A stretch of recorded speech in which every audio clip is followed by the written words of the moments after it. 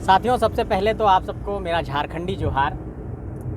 झारखंड के भीतर जो एक बहस छिड़ी है स्थानीयता का, इस सवाल पर मैं चाहता हूं कि एक और जो पहलू निकल करके सामने लगातार आ रहा है और इसकी आवाज़ भी बुलंद की जा रही है कि अगर साल 2000 के उस दौर को याद करते हैं, 15 नवंबर की उस तारीख को जब झारखंड बिहार से अलग हुआ था, तो उसके पीछे यही उद्देश्य था कि इस राज्य को अलग किया जा रहा है तो उसकी एक अलग पहचान होगी, एक राजनीतिक तौर पर भी एक अलग पहचान मिलेगा, सियासी तौर पर इसकी अपनी पहचान होगी, सांस्कृतिक तौर पर अपनी पहचान होगी और इस पूरे छोटा नागपुर इलाके की अपनी एक पहचान होगी। तो जब ये राज्य अलग हो गया और यहाँ के स्थानीयता के सवाल पर, नियोजन के सवाल पर जब यहाँ की आवाम लगातार आवाज़ को बुलंद कर रही है, ऐसे में एक सवाल फिर से एक जुड़ा है कि अगर झारखंड के 81 विधानसभा सीटों की बात करें और 14 लोकसभा सीटों की बात करें, तो उन सीटों पर जहां पर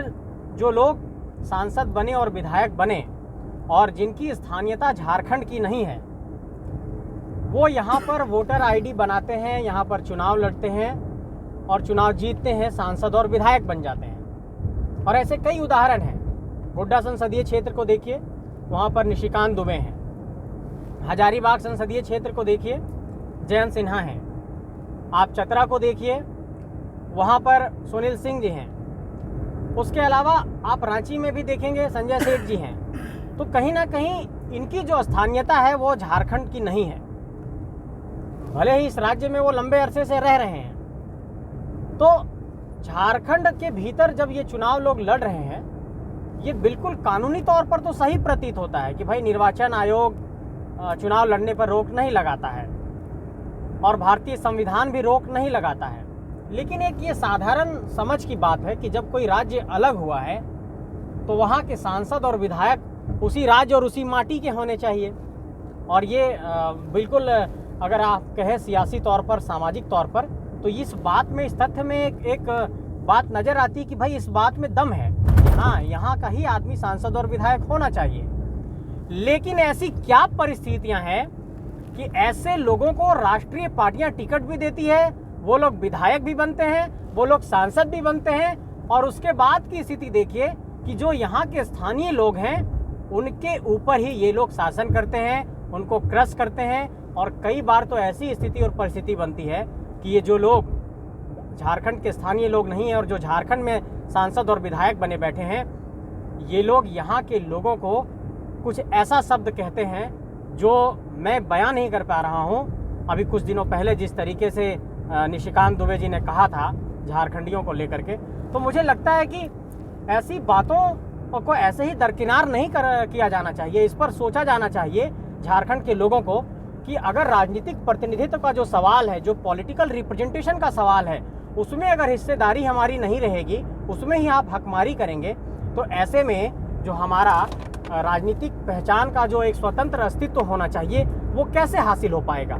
इस पर तो सोचा जाना चाहिए। और खासकर उन लोगों को मैं ये कहना चाहता हूँ कि झारखंड और बिहार अलग होने के पीछे का जो उद्देश्य था, इस मूल उद्देश्य को आप समझिए। ये कोई लड़ाई झगड़े की बात नहीं है कि यार हम बिहारी को भगा देंगे, हम झारखंडी हैं। रेडिकल होने की बात नहीं है, कट्टर होने से कुछ नहीं हासिल होगा।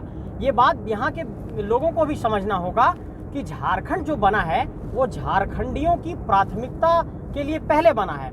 और निश्चित तौर पर कोई यहाँ पर यूपीएससी अगर पास करके आ रहा है तो वो तो एसपी और डीसी बन ही रहा है। हम तो ये कह रहे हैं कि कम से कम जो 3rd और 4th ग्रेड की नौकरियाँ हैं उसमें हमारी हिस्सेदारी दीजिए। लेकिन ये तो नौकरी और नियोजन का सवाल तो लंबा बहस का एक मुद्दा रहा है झारखंड के भीतर। लेकिन मेरा सवाल ये है कि क्या झारखंड के भीतर झारखंडी अब तक सोए ही रहेंगे? क्या साल 2024 में जब झारखंड के भीतर विधानसभा का चुनाव होगा तो क्या यहाँ के झारखंडी लोकसभा के चुनाव में और विधानसभा के चुनाव में इस बात को साबित करेंगे कि झारखंडी राजनीतिक तौर पर जागरूक है? और इस राजनीतिक जागरूकता का परिचय आपको देना होगा, क्योंकि झारखंडियों ने हमेशा अपने उदार व्यक्तित्व का परिचय दिया है। कोई आया, चुनाव लड़ा, वोट मांगने आया उसके दरवाजे पर, उसको प्रणाम किया, नमस्कार किया, हमने वोट दिया, जिता दिया, सदन भेज दिया, दिल्ली भेज दिया, लोकसभा भेज दिया। ये तो हमारी उदारता रही है। लेकिन इस उदारता का जो गलत तरीके से झारखंड के भीतर एक तरीके से लाभ उठाया गया है, यह आक्रोश इसलिए है साथियों क्योंकि हमारी उदारता का, झारखंडियों की उदारता का एक गलत तरीके से इस्तेमाल इस राज्य के भीतर हो रहा है।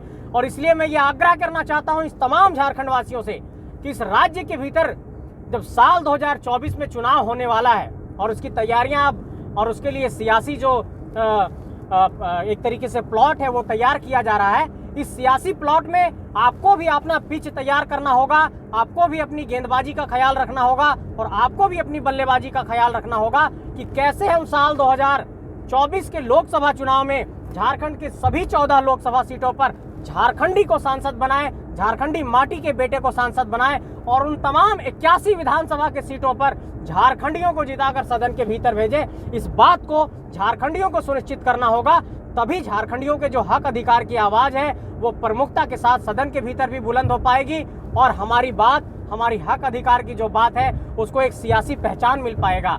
ये कोई नफरत फैलाने की बात नहीं है, ये बिल्कुल एक तरीके से अधिकार की बात है और इस अधिकार पर तमाम झारखंडियों को सोचना होगा कि झारखंड के भीतर सभी सीटों पर झारखंडी निर्वाचित हों और सभी सीटों पर झारखंडियों को लोकसभा और विधानसभा में हम निर्वाचित करके भेजें। इस बात को तमाम झारखंडियों को सुनिश्चित करना होगा। इस सवाल पर आप सब सोचिएगा जरूर। आप सबको बहुत बहुत धन्यवाद। आप सबको फिर से एक बार फूल जोहार, झारखंडी जोहार, क्रांतिकारी जोहार।